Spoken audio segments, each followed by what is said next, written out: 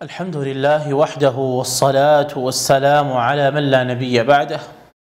أما بعد، فعن أمير المؤمنين عمر بن الخطاب رضي الله عنه قال: سمعت رسول الله صلى الله عليه وسلم يقول: إنما الأعمال بالنيات وإنما لكل امرئ ما نوى، فمن كانت هجرته إلى الله ورسوله فهجرته إلى الله ورسوله، ومن كانت هجرته لدنيا يصيبها أو امرأة ينكحها فهجرته إلى ما هاجر إليه۔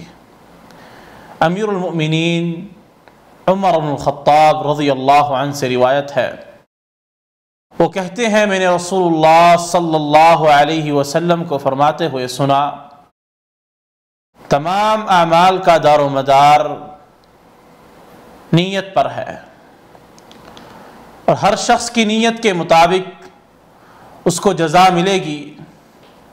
جس کی ہجرت اللہ تعالیٰ اور اس کے رسول کے لیے ہے تو اس کی ہجرت اللہ تعالیٰ اور اس کے رسول کے لیے ہے، اور جس کی ہجرت حصول دنیا کے لیے یا کسی عورت سے نکاح کی غرض سے ہو تو اس کی ہجرت اسی چیز کے لیے ہے جس چیز کے لیے اس نے ہجرت کی۔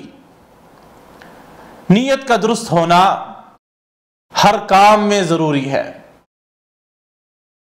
اور درستی سے مراد یہ ہے کہ نیک کام خالص اللہ سبحانہ و تعالیٰ کی رضا کے لیے کیے جائیں، کسی کے خوف سے نہ کیے جائیں، نہ کہ کسی کی خوشی حاصل کرنے کے لیے کیے جائیں۔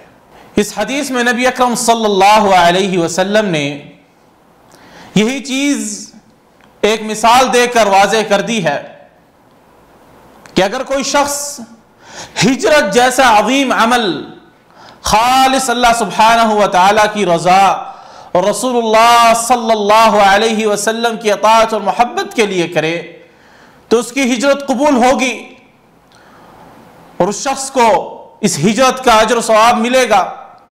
اور اگر ہجرت کسی شخص نے دنیاوی غرض سے کی تو اس کا اجر اس کو بالکل نہیں ملے گا، بلکہ اس کا یہ عمل دنیاوی غرض کے لیے ہوگا۔ حالانکہ ہجرت ایک ایسا عظیم عمل ہے جس کے بارے میں نبی اکرم صلی اللہ علیہ وسلم نے فرمایا ہے: ان الہجرۃ تہدم ما کان قبلہا۔ ہجرت کرنے سے انسان کی سابقہ زندگی کے تمام گناہ بخش دیے جاتے ہیں۔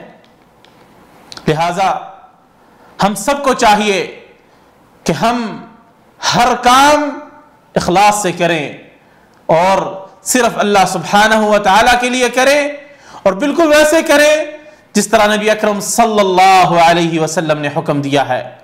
مالک الملک سے دعا ہے کہ اللہ سبحانہ و تعالیٰ ہمیں اخلاص کے ساتھ، صحیح نیت کے ساتھ کثرت سے نیک عمل کرنے کی توفیق عطا فرمائے۔ وما علینا الا البلاغ المبین۔ ہر لمحہ قرآن اور سنت کا ترجمان، فضیلت الشیخ توصیف الرحمان۔